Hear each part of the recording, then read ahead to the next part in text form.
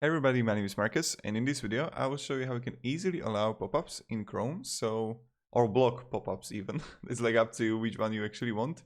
So you want to go right top corner to these three dots, then go to settings.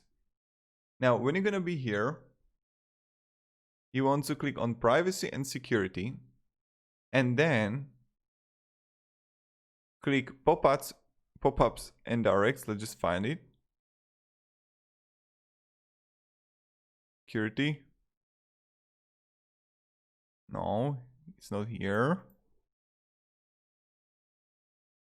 Site settings, yes.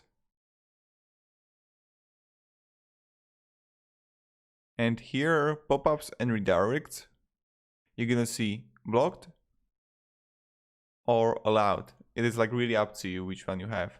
So this is how you can block or allow pop-ups in Chrome. Thank you very much.